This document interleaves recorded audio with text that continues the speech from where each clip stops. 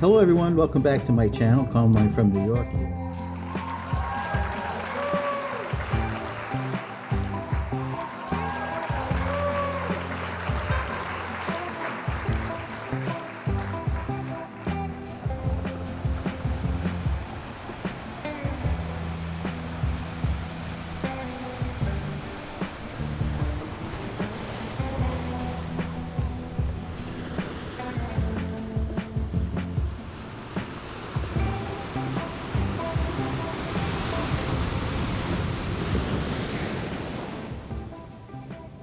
I did take along with me on this trip a camera I haven't used in a while.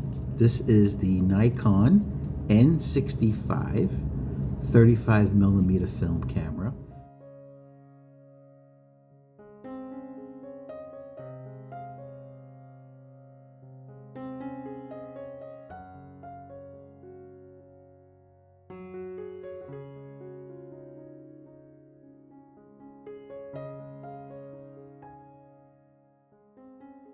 In other parts of the world, it has another name, F65, or Q, or U, depending on where you live.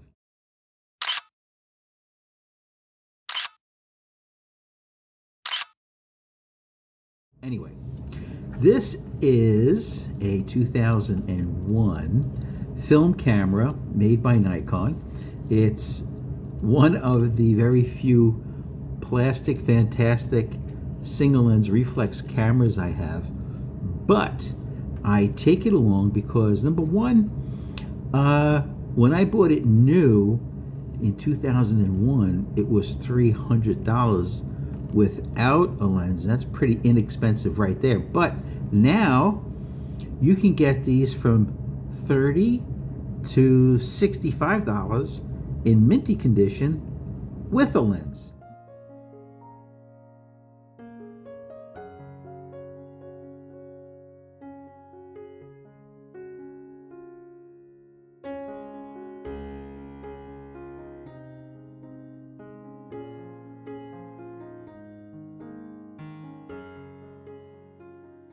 Not this lens. This lens is one of my favorite Nikon mount, F-mount lenses. This is a Tamron lens that Tamron made for ProMaster. It's the LD 28 to 200. What a great range. Wide angle, 28 to 200. See that? With macro. Look at the front element. Look how gorgeous, the multi-coated. You know this was made by Tamron. Anyway, I did my research. I have a whole video on it. I'll post the link in the description that indeed Tamron did make this ProMaster lens. And because it has the ProMaster label on it, nobody wants it. They think it's like a supermarket brand lens. But I snap them up all the time. As long as it has LD on it for low dispersion, I grab these all the time. Now,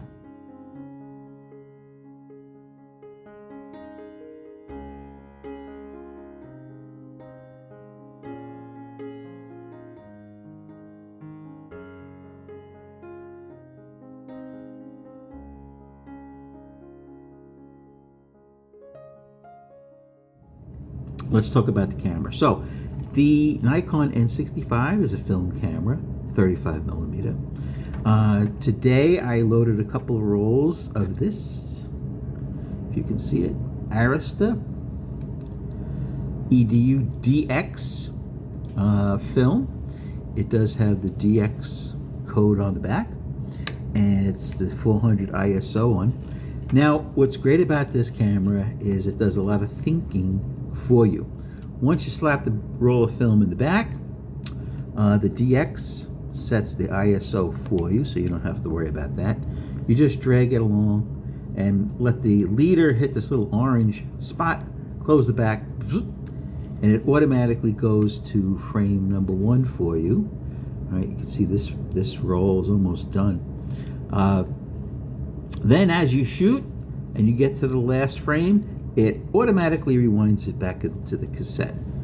what a great thing. It has a top screen, so all you have to do is just look straight down, and it shows you what settings it's at, and even down here it shows you where your autofocus point is. And look at this, it has a full PASM dial right there for program mode, shutter priority, aperture priority, and manual mode.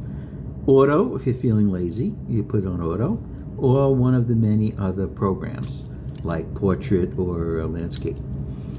Hot shoe, okay, Nikon speed lights will work.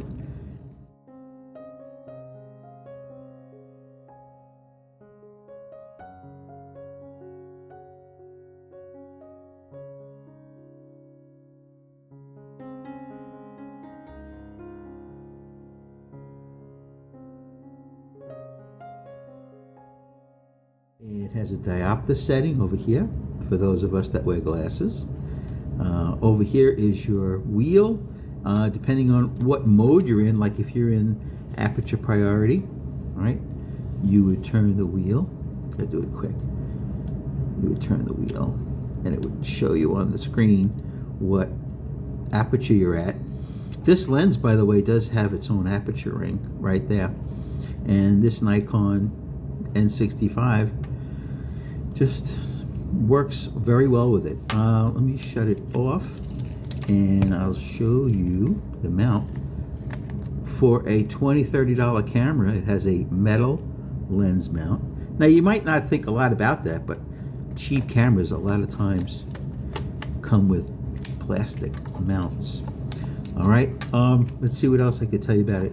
This button right here, this button you're going to use all the time. That changes, you hold that down, and with the wheel in the back, you pick what focus point you want.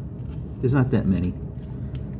And you just change it wherever you want it on the screen, up, down, center, left, right, or all of them. There's like 5 focus points, I think. Not 1,000 like you have today on a lot of modern cameras.